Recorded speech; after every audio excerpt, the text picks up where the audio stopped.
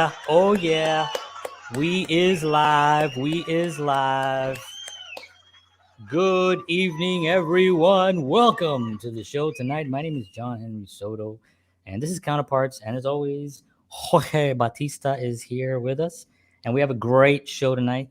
We have a guest. You can see right there on the screen.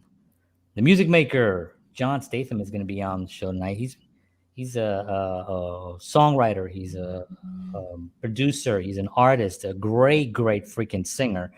And I'm very excited to have. He's also an author, and very excited to have him on the show. So he's going to be on in a little bit. He's not on as of yet, but he will be here soon. But you have us. Yeah. So how's everybody doing? How you doing, George? I am fantastic. So John is running a little bit late. I'm just texting him now, or just okay, I did send him the link. I will resend. You sure you put the right date? Yeah. Okay. So George, tell me how your days are going while I do this real quick thing here. I'm just going to send a link to Mr. John. My days are going very well, John. It's freezing up here. You told me it was like 20 something. Yeah, it's like 25 up here in upstate New York. Right. It's not right. But we haven't had snow. Yeah. I mean we've had like a little dusting here and there, but Jersey today had snow. I'm sorry for all you folks in Jersey, but yeah, we haven't had any up here, like anything major anyway, so I'm glad about that. Well, last night I was looking out. I went into our bedroom and I was looking out the window, and the trees looked weird. They looked like they were, because in our yard or our windows here is just a forest basically. Looking out there and it's all looking weird. So I'm like, so I looked, snow here in Nashville. We had like at least about an inch. Wow. Apparently Nashville shuts down when there's any kind of snow anywhere, no matter how much it is. But it looked beautiful, and our balcony and the trees and everything just looked amazing. And it's our first snow here in Nashville, so that was kind of cool. The kids were screaming. My son Ben was all excited. He's like, ah! He was all excited. Pretty hilarious. So now John has the link. He should be on here any second. So yeah, Jon Statham's gonna be on. He is the music maker. He lives right here in Nashville, Tennessee, as a matter of fact. And he's also an author. He's got a new record coming out. We're gonna be talking about music. We're gonna be talking about studio. We're gonna be talking about his producer and the people that are actually on his record. Some pretty heavy hitters that are on his new record. So we're gonna be talking about that. And anything to do about music. We did a show last week, George and I, about our old band and that whole experience, and that was a lot of fun, very nostalgic for us, and emotional at some times as well. And hopefully that was informative for everybody, and that's what we're trying to make this show be, is informative but entertaining. We want to be silly, we want to be ourselves, and I think as we go along, I think we just get better at it, and it's something that I think provides value. And I wish when I was growing up that I can go on and somewhere and log in and see two dorks talk about things, because I'd be like, hey, they're like me. Well, if you think about it, when we were growing up, and again, when we were playing, and we talked a little bit about it last time, but we had to get those VHS videotapes of our favorite artists, and we had to go to the music store and either buy it or rent it or whatever it was, and then come home and watch it like 27 times. Yeah. And there was none of this. So it was just, we had to do what we got to do. Yeah. I remember going to the Video Castle and getting those big VHS tapes, and that was such an experience. It's like it was such a good experience to go there and just figure out what you're gonna want. What you're gonna want. That idea seemed like a really good idea. You think that'd be always the thing, but it was kind of what Blockbuster was counting on, really, when Netflix was mailing out DVD. I was explaining that to my daughter the other day, because I was actually telling her the history of Netflix and how we used to get DVDs in the mail and all this. She was like, really? I was like, yes, that's how they started. Yeah. And Blockbuster said, no, nobody's going to want that. Everybody's going to want the experience of going out. But, when it's 25 degrees, and now anyway, it's a streaming thing. So it doesn't even matter anymore. And Blockbuster is, I think there's still like one open somewhere. I don't know where, but I think Yeah, there's still, wasn't it like Minnesota or some I weird, think or there's one block. Seattle, or I don't know where, Yeah, somewhere something weird. weird where it's just kind of like an odd place for there to be a Blockbuster. I guess they don't have any streaming services. So we are waiting now for Jon Statham. He's had a little technical difficulties, but he's gonna be coming on soon. In the meantime, I'll be discussing about what I have for breakfast. I had the best. No. We actually this is actually his book. I might as well show it. So he wrote a book called State of Harmony, and it's a really great book. Actually, I read it, and it has a lot of great. There's also some interviews in here. There's also some just information on like just practical advice on songwriting and things like that. It really is a very cool. So you can get that right now if you'd like on Amazon, and it's The State of Harmony, and his name is Jon Statham. That's how you spell his name. I did spell it correctly. Sometimes, yeah, I sometimes I triple check that. But yeah, that's his book. So, and I know we have some interesting questions. I know George was mentioning some questions about studio and things operating the studio not only as an artist but as a producer, and having both those kinds of different viewpoints and how you juggle that. So we're going to be discussing that.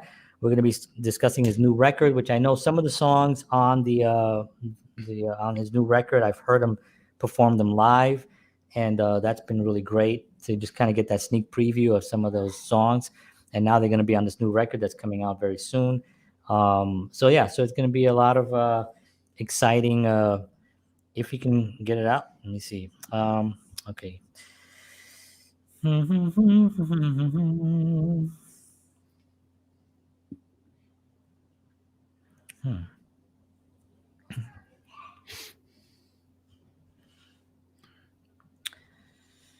Okay, so he's having a little bit of difficulty. Let me see. So I'll share with the audience here. Right, this is a pretty, yeah, this is a pretty open forum here. We're pretty transparent.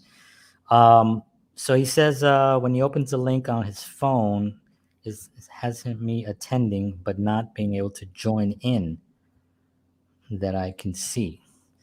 Okay, it should be at the bottom. Should be at the bottom. A link. This is called dead air, everyone. This is what they throw you off a radio for.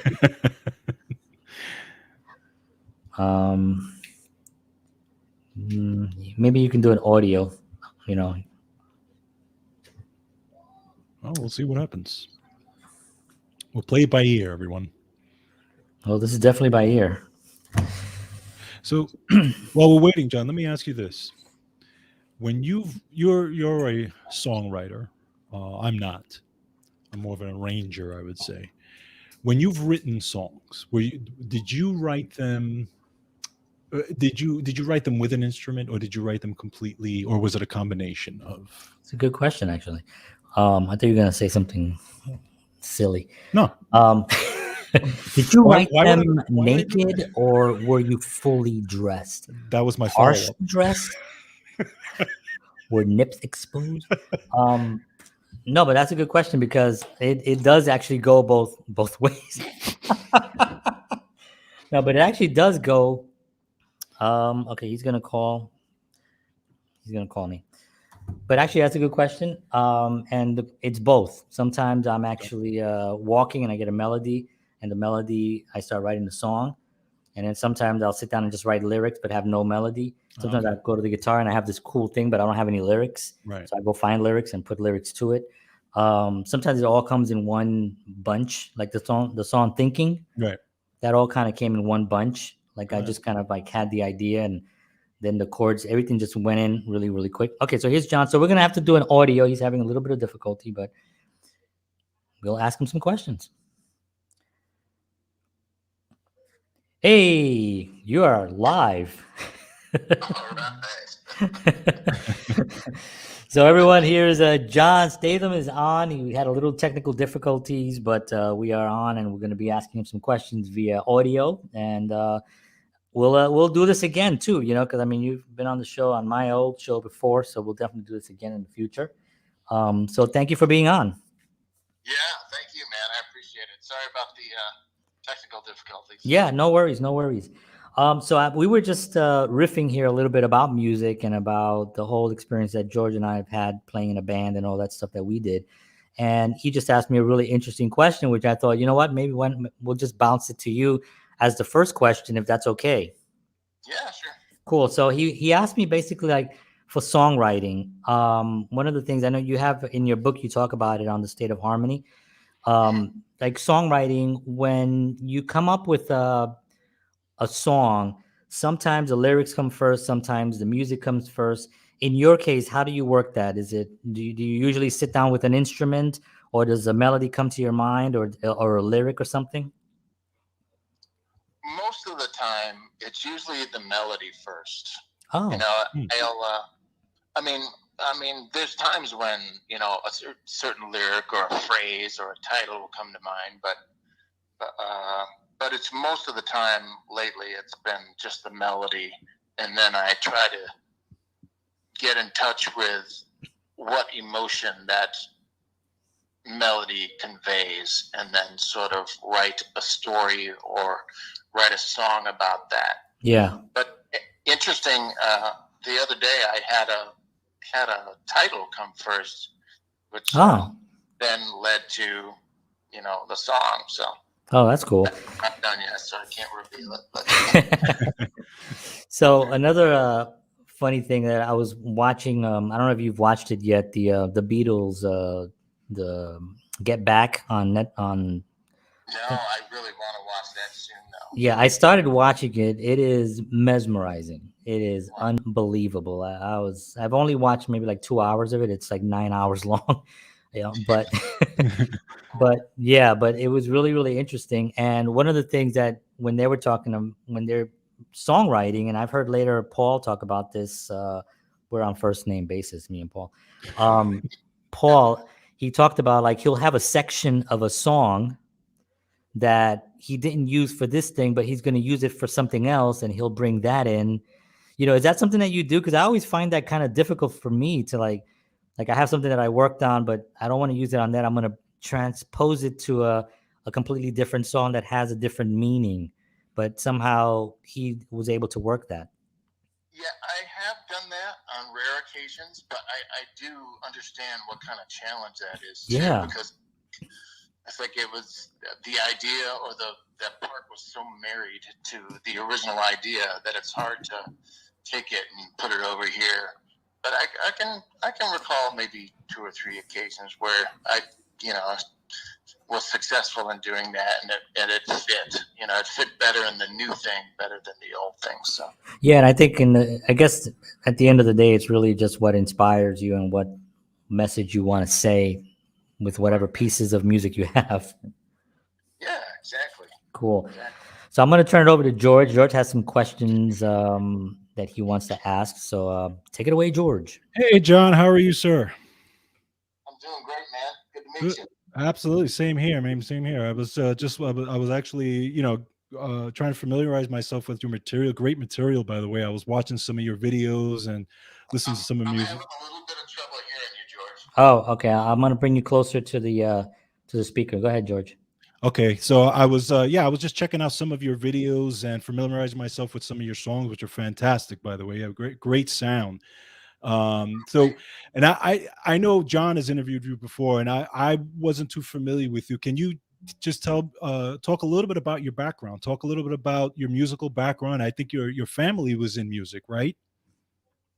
Yeah, I mean, everybody in my family was able to sing. For whether I don't, I think just through the years, we've just always sung. So I grew up in a family where people could sing. I thought, well, just, imagine just arriving in this world and you're like, oh, people sing here. This is great. This is just what we do. That's so awesome. It was a rare thing, or not rare, but I didn't know that all families didn't do that. Right. But it was, I was really fortunate where, there was a lot of music in the house. My dad was a DJ for many different stations, but, primarily a country music station. And so there was, always music in the house, but, not just country. He loved the Great American Songbook. And from a very young age, we all sang in church and all that. And from like second grade, I started going to the library with my sister, and I would get a lot of albums out, but the main ones I would get out are the motion picture soundtrack to the film Jesus Christ Superstar. Oh, and that's a great one. And That's Entertainment, the movie That's Entertainment, that had to do with, so I always say my biggest influences were Jesus, Judas, and George Gershwin. Nice. That was a weird kid. The just sound. But it made for some good times. My sister and my dad both played the guitar, and my dad played the piano. And we all played instruments. In the fourth grade, I picked the violin for some reason. I had no idea, I can't wait to play the violin.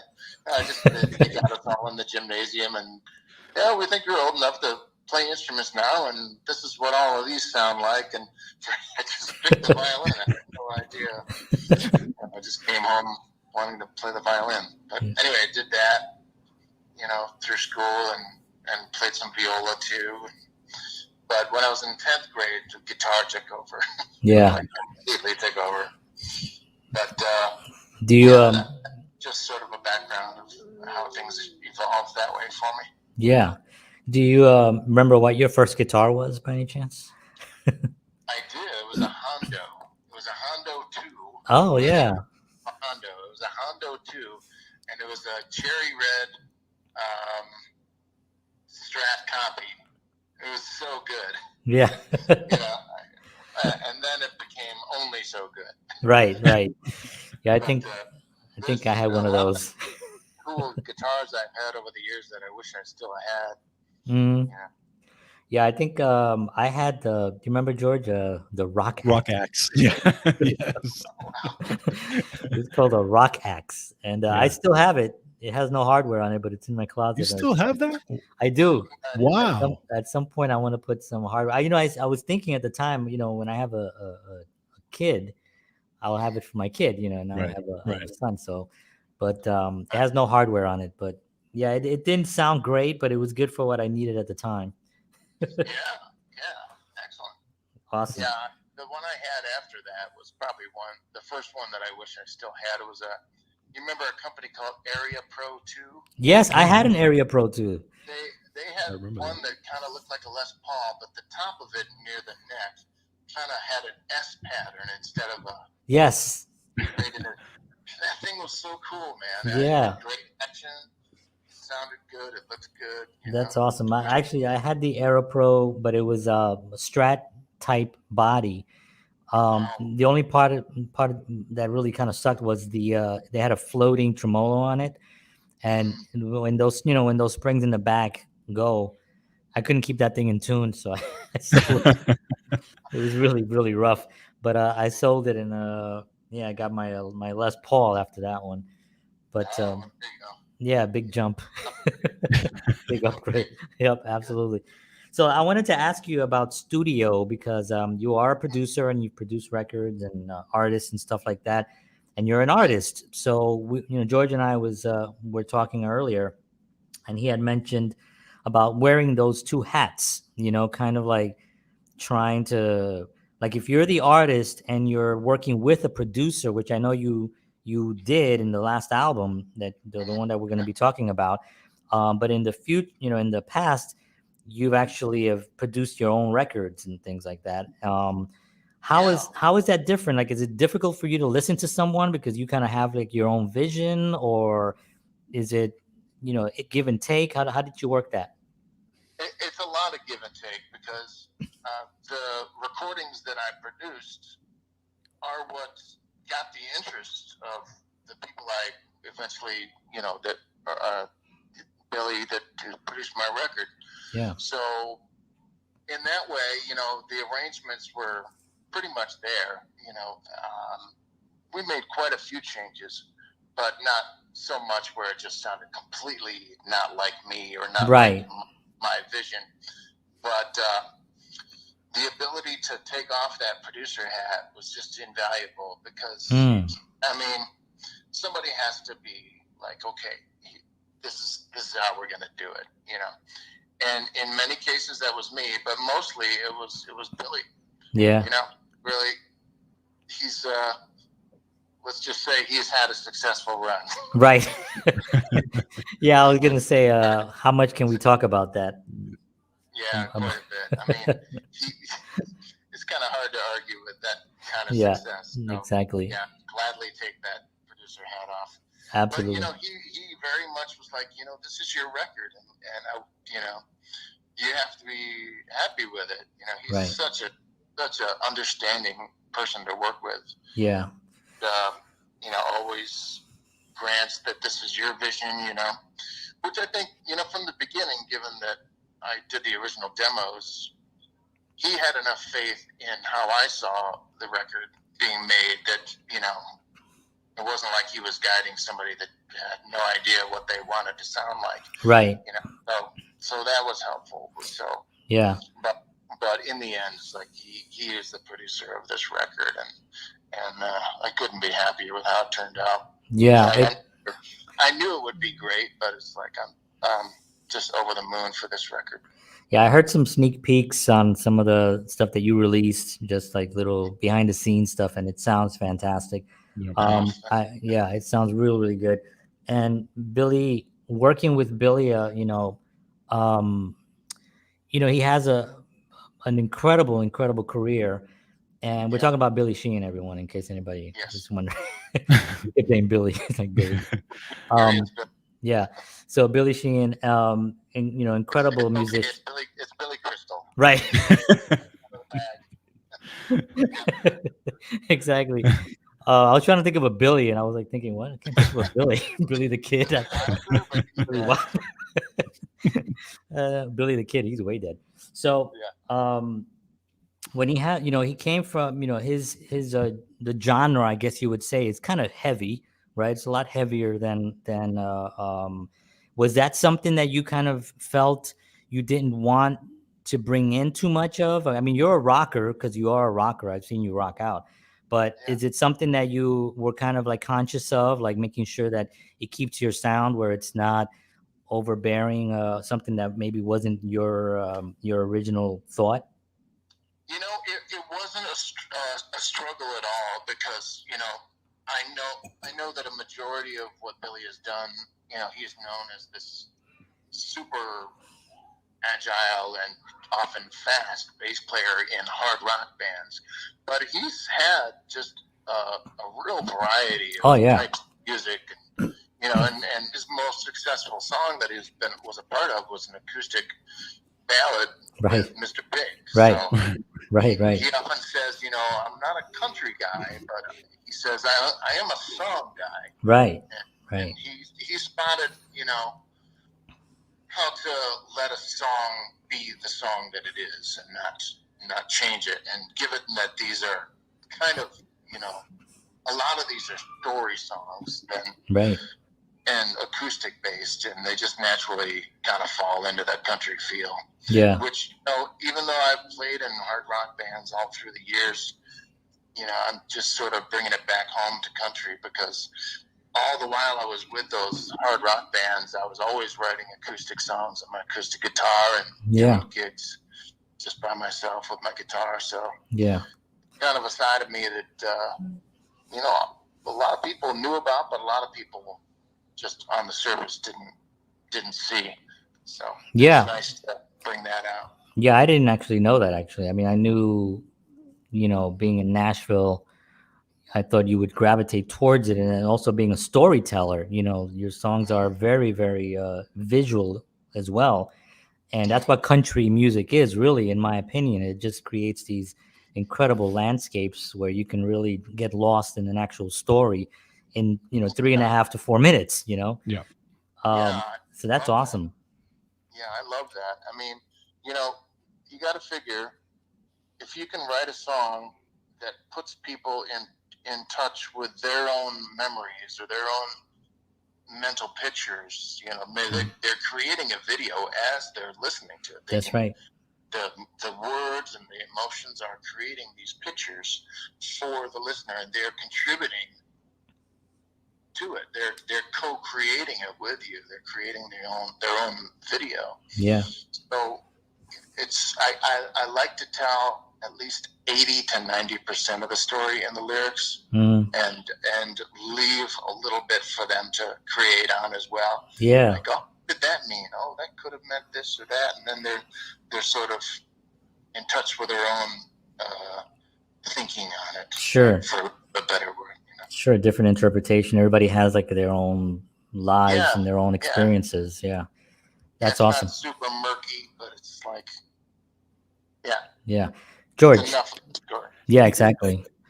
Yeah, a question for you here. Just again, talking about putting on the producer hat.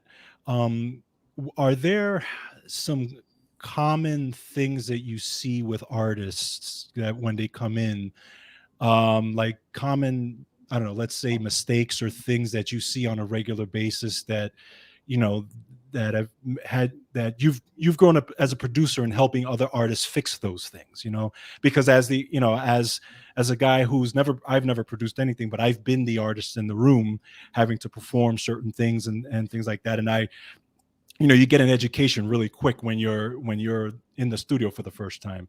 So are there certain things that you see, common things you see, especially if it's the artist's first time in the studio, that you need to help them with?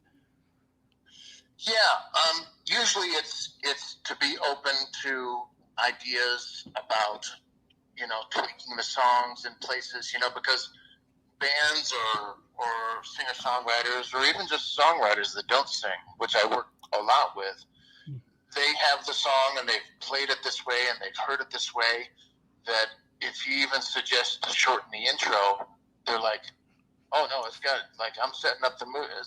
But, yeah. Right. I would encourage people to pay attention to listening to their own song like it's not them, and like they've never heard it before.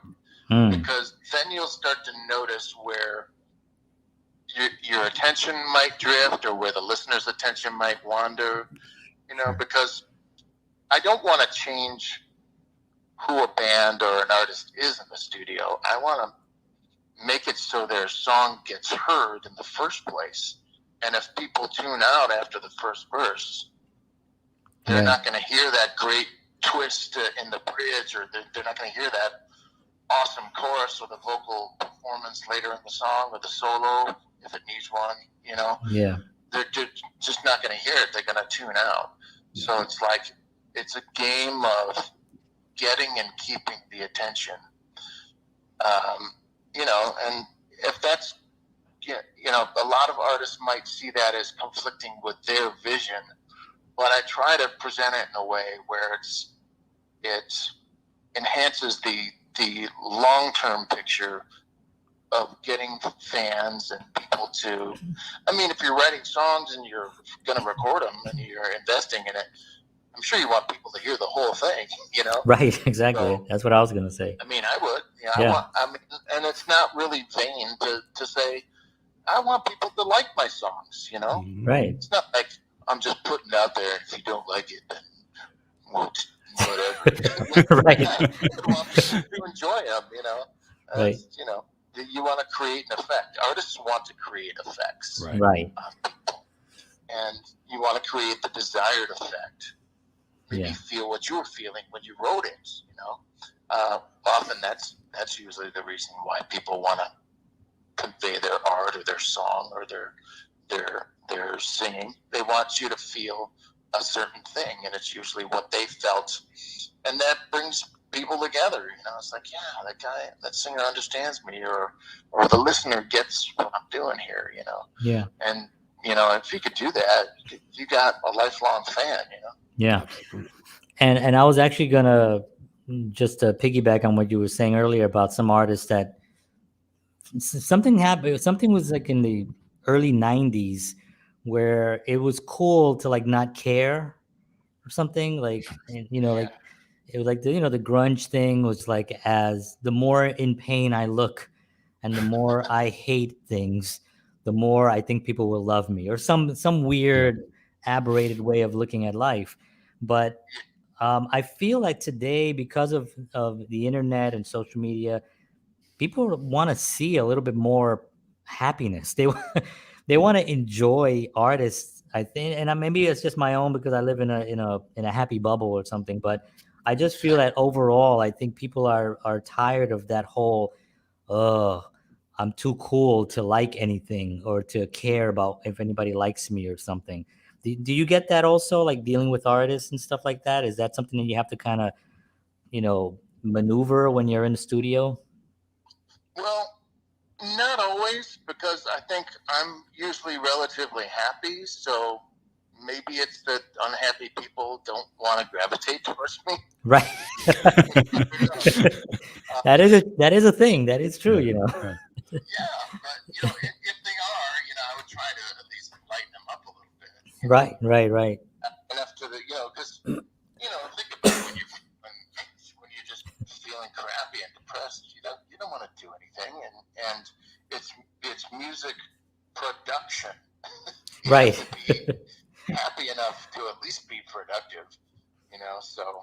Right. I try to help them to create in that regard. And some people are great at just working through that feeling of depression, and when they get into action, they start to feel better, But I would hate to think that any artist would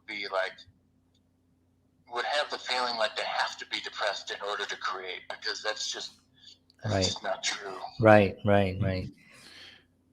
George. Yeah, no, I was actually kind of piggybacking on that, because remember, you and I talked about last week, where we talked about, different producers that we actually had spoken to, and the energy in those rooms, right? We've spoken to some that, for whatever reason, when we walked in there, the attitude and the energy was just, it was so low, we didn't even want to deal with it, versus going to another place where the energy was so high, and it was so easy to create in that studio. So I mean, it makes such a difference when you have someone, whether it's a producer or just even a studio engineer, who has the energy where it really lets you flow and create, in that space. Yeah, absolutely. Yeah, and I think it has a lot to do also with the what if an artist comes in with with songs, if he's in that environment where the environment itself is not nurturing to those songs, then those songs, as good as they may be, they aren't going to come out as they're not going to come out as good. So I think it's important for people like you and producers like yourself that are happy as you go in. You know what I mean? Like, you know what I mean? Where it's not like, if you're having a bad day, that has nothing to do with what this product, or this project has to do with. So that's an important thing. And, we do this show, and we're very passionate about trying to give other artists, some information and some data that they can apply to their careers and their lives, and something that they can take with them. What's something that you would say to someone who's already an artist, but they're considering on also putting on the hat of producer and producing other artists? What's some advice that you would give to someone like that? I would say listen to a lot of music. Listen to a lot of great music. A lot of people, there's a lot of fringe type of music that I like. I like extremely heavy metal. I like a lot of death metal. But I like a lot of classical too, and different forms of jazz that aren't really that popular. Not, I mean, they're popular with a lot of people, but not as much as country, rock, pop, R&B, all the major genres. But I would listen to the best artists. And oddly enough, from back in the day, they're almost usually the best-selling artists. Mm-hmm. There was maybe up till a few years ago, it's just been a golden age for about 70 years for the record industry. I mean, say what you want about the labels, and they were corrupt as hell, but they knew how to. They signed some great artists, man. Yeah. I mean, there were some people that were in there, regardless of what was going on with the industry. There were some people that really could hear talent. Clive Davis comes to mind, and Quincy Jones and guys like that just from Atlantic Records, the guy that started Atlantic Records. He was just a guy. Oh yeah, right, exactly. I probably got his name wrong, but great visionary. Exactly. So that's a very valuable and I would also say be open to listening to music that is successful today. Because ultimately that's the marketplace. If you're not too made sick by that term, right? Didn't know that term, I guess would be advice too. But most people, their favorite type of music is the music they listened to when they were in high school.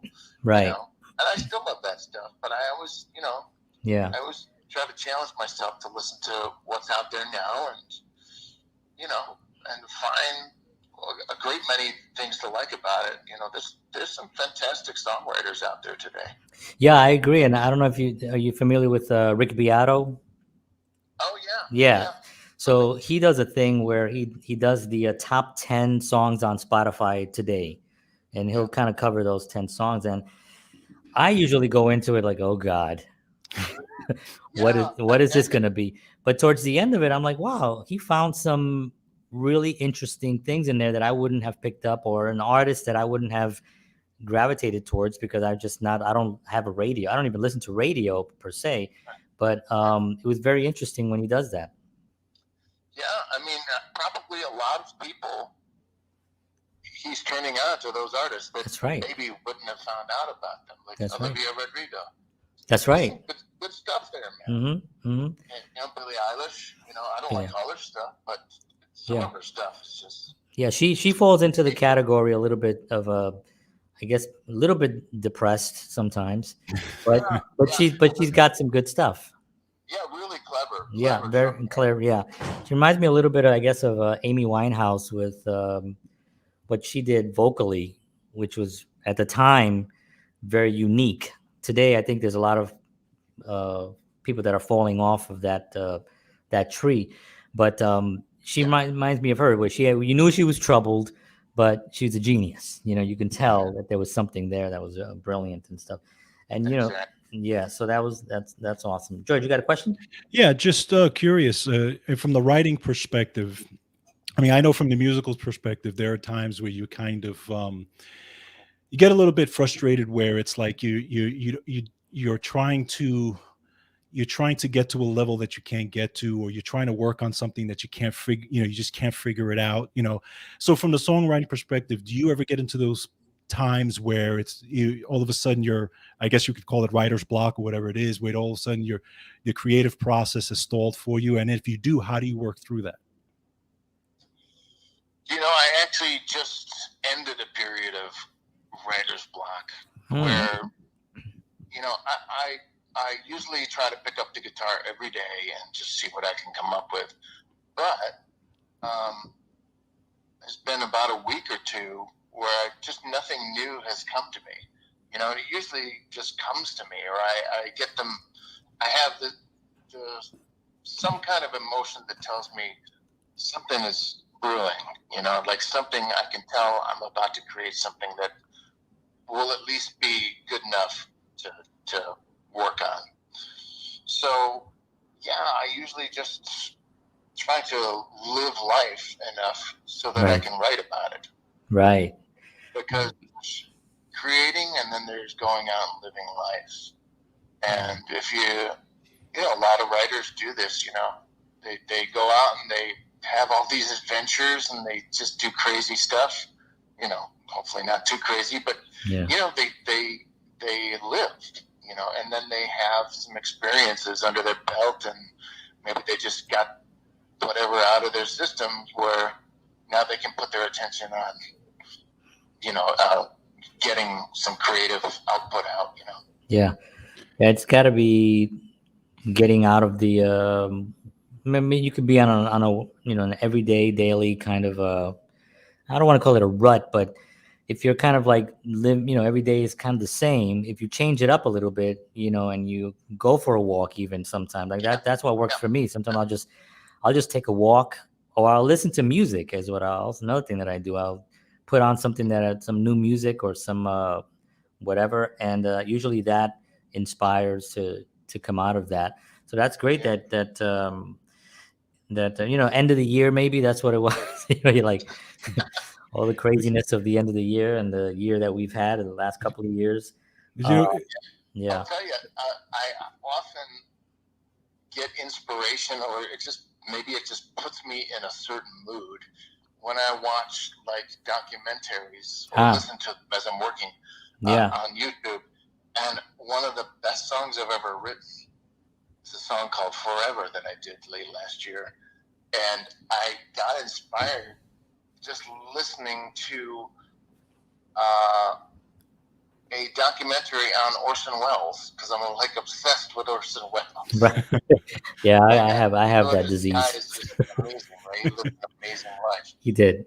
And he, I just, the music from that era was playing during the documentary, and I was like, oh man, this is great. And then before I knew it, I had this sort of melody, this. Anyway, it's in my SoundCloud. Just check it out. It's called Forever. Yeah. It's kind of like it sounds like it's from like the Great American Songbook era. Yeah. But anyway, that's awesome. So, I know. Yeah, and I would come to think of it, that's kind of a running thing with me. Like I would be inspired by films, but I don't produce films right now. I do music, so yeah. With a lot of David Lynch with my rock stuff. Right. Well, we have I flashed your website on the screen here just so people know. It's jonstatham.com, and they can get to your SoundCloud from there as well, right? Yes. I believe they can, yeah. There's a couple SoundCloud songs on there, so just click on it. It'll take you to SoundCloud. You can hear my music production, but as well my songwriting and singing and all that. Awesome. And you're talking about film and music. You know, I mean, you can't really have a film without music. You know, and you can't really have a song without a vision. You know, a mental image of what it is. So it goes so well together. It's like peanut butter and jelly. And I just love when I hear a song and suddenly you get an idea for a music video. And a couple of music videos that I've directed, I remember just hearing the song and immediately I was like, oh yeah, this should be like this. This is what I'm seeing, you know. And if you can communicate that with confidence to the artist, I think that's also a big part of having them see like, oh wow, yeah, you know, you're right. That does look that, you know, that is that, you know, if you're able to do that. So I think those things go so well together. Yeah, for sure. And you know, it's like there was people making films of their songs in the 60s and 70s, and then MTV came along, and I'm sure a lot of people said, what took you so long? Yeah. like these two things just naturally go together so well. It's true. I wanted to ask you about your new record. Now we've talked about studio, we've talked about, you know, Billy Sheehan and producing and songwriting. But let's talk a little bit about the new record and a lot of older. I'm gonna call it an album because I'm from the album age. That's what it is. Yeah, it's an album, and I love albums, and I'm always gonna love albums, and that's it. So, do you have a theme on this album? Is there a specific theme that you have running through it? I believe So, I mean, it might not, I don't know, it does to me when I listen through these songs. And the title of the record is going to be The Struggle is Beautiful. And the cover will have a theme that says the struggle is real, and then the word real will be crossed out, and somebody wrote in beautiful. So kind of like taking some tough times and working through it and seeing it for all the good and enduring the losses, you know, and just going with the winds and making sure that you're moving forward throughout all the challenging times. And, you know, to tell you the truth, I got to know Billy in late 2019, and before you know it, we're in a pandemic. Right. And life became very challenging. Yeah. You know, me and my wife, we decided not to remain in Los Angeles. You know, we'd been back there for a couple of years, and we had lived in Nashville prior. But, you know, we were going to go back to work on the album anyway, a month later than we did. But we were like, you know what, we should go now. And we went before everything shut down. Wow, just made it. And, you know, we still have many friends in the area, so it wasn't hard to land. But and then Billy's tour got cut short, and he came back, and it worked out perfectly. It was like, we're all in town now, so let's just make this record. That's so great. Did you I'm sorry, did you just bring him a whole bunch of songs and just kind of go through it and pick which ones you wanted? How did that work? Well, you know, I met him doing kind of like a songwriter, you know, rock showcase with a friend of mine, and actually two friends of mine, a singer and a drummer. And I played guitar and sang one of my songs as part of the set. And he's like, you know, that was a really good song. He's like, we should stay in touch. And so we exchanged numbers and email and all that. And I sent him like 5 more songs. And he listened to them, and he texted me back. I still took a picture of the text. I was over the moon. He's like, you know, if you have more songs like Do You and Tidal Wave, I'll make an album with you anytime. And I was like, oh my God. Wow. That's so cool. I was like, I got the call, you know. That's so awesome. It was pretty mind-blowing. So wow. I did take a couple of trips there before we moved, and I'm sending him 4 songs, and then 5, and then 3, and we're up to like 50 or 60 songs. Wow. And we took the time and listened to them all and improved them where we could. But we put 16 of them that they just all seem to be like a set. Like these belong together. And we both loved all of them. And many of them, he helped me rework to the point where he was co-writer. You know, he gave that much of a contribution. Wow. He didn't ask for it either. He would have been happy just to not be it, but I couldn't not do it. It changed the whole nature of the songs, and made them so much better. So that's awesome. So from there, you know, he maybe a year or 2 before had started up a production company with the engineer Scott Bush and the drummer from Korn, Ray Luzier, and they've been working on people's projects, and he, you know, got them to help out too, and they liked the songs, and it was great. The first time I met Ray, it just blew me away. He's like, I'm a big fan of your songs. I'm like, what? Wow, man, that's so cool. That's great. It's not like it was. I'm a very fortunate man. Yeah, that's so awesome. And I think there's video. I've seen video of Billy talking about your songs. I don't know if you've seen that clip where he's kind of like just says, yeah, and this guy Jon Statham has all these songs and they're all great. And he's like, and they're all great. All those just to bolster my confidence. Yeah.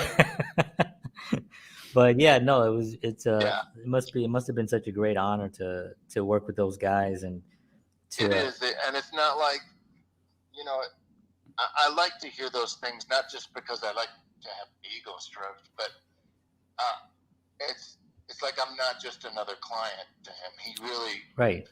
I know that he's sincere and that he really believes in this record. I mean, he's putting his name on it. Right.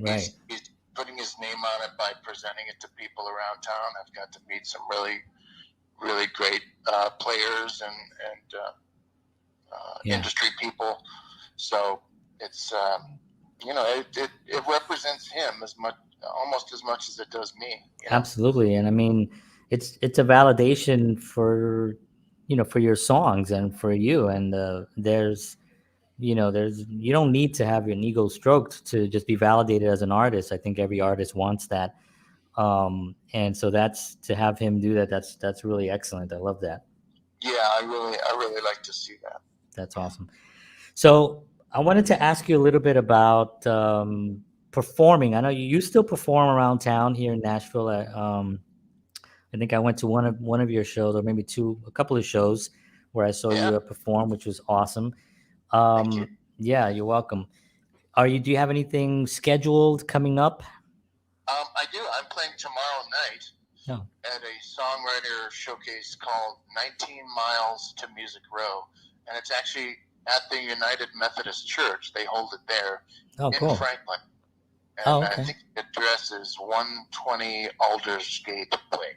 Awesome. And, if you live in the area, you take Franklin Road towards Franklin, but before you get to the main part of town, you turn right, and there's the church campus.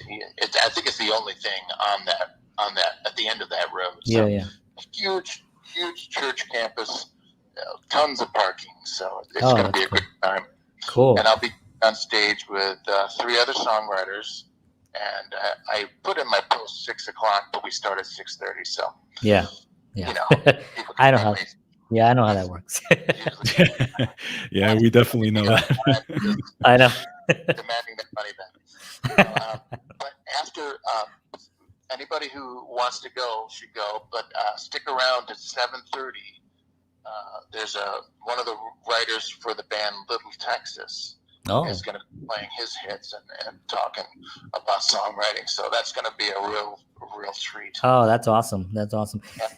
That's one of the things about living here in Nashville, that you go to places. I think when you performed at the Commodore Grill, I stayed for a little bit longer after your set, and you just see people come up on stage, and I was like, oh yeah, she wrote the #1 song for Reba McEntire, and this next person wrote a song for this person, and you're just like, wow, it's just like it's such. I mean, it is Music City, but it really is Music City. It's not just a name, Yeah, and they're not just in their mansions. They're regular folk, writing great songs, playing them out, and testing out their new songs on audiences. I love it. Really great. I love it. So, any final thoughts on your record? I know we have jonstatham.com where people can actually get some more information. Where can people really follow you and really get like a day-to-day thing on Jon Statham? Probably most active on my Instagram. So it's just at Jon Statham, JonStatham. And autocorrect spells it JOHN, but oh well. Damn autocorrect. There was some gnarly mistakes earlier. I was almost cracking up. There's a lot of competition between him and Jason Statham too. Also, they can follow me on Spotify. That would be great because ultimately, I have a lot of issues with Spotify, but as a consumer, I think it's great. Yeah, I can't complain about that. Yeah.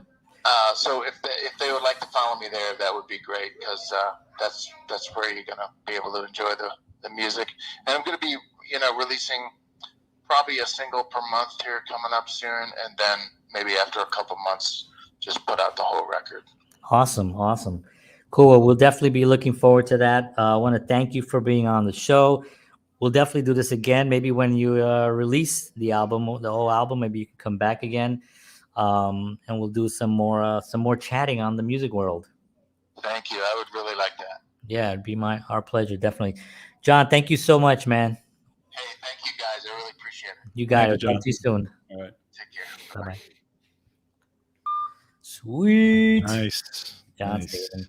So cool. We couldn't see him, but we heard him, and Right. that's important. And some great information there, and some great tools I think people can learn from, on operating this and also maneuvering in this industry. Yeah. You know what I mean? Yeah. Because this is not, it always cracks me up with some people that they think that, they're like, oh, why don't you, like if you're getting something, if you get an opportunity, people will call you, hey, can I get on that?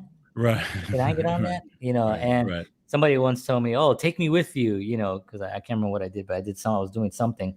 And it doesn't work that way. You know what I mean? It's not like it doesn't work that way. It really is it's a hustle. Yes. It's a constant move forward. It's a constant struggle, but the struggle can be fun.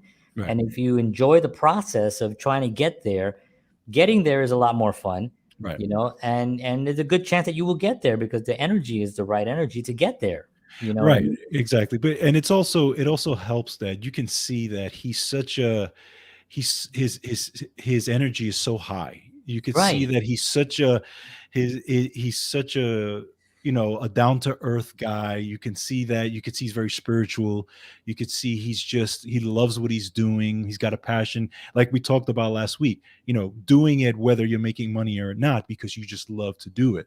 Correct. So, and that passion exudes from him, and he's attracting that. He attracts, the Billy Sheehan's of the world and all these people of the world to want to play with somebody like that. That's right. And and a lot of that comes, he's got great songs. He's got a great voice, super, super talented guy. So, when you're that talented, you will bring in people, to some degree. But when you bring them in, you also have to have that energy that people want to work with you, right? And that's definitely something that he absolutely has.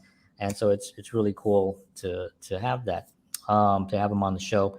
And I think this is him, but it doesn't show his picture, but he says, thanks for having me. So absolutely.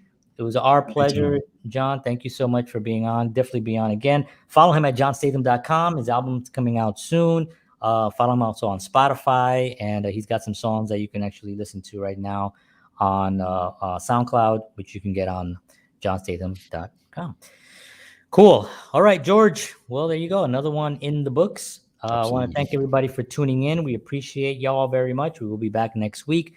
And next week we might do some Star Trek next week. We haven't done a Star Trek. We didn't talk about Star Trek today. I think we kind of go in and out. But this is a free show. We love music. We love film. We love health. We love life. We love Star Trek. So that's what you get from watching us here. So I want to thank everybody for tuning in. George, thank you very much. Thank you, See sir. you next week. Thank you, everybody. And as always, peace.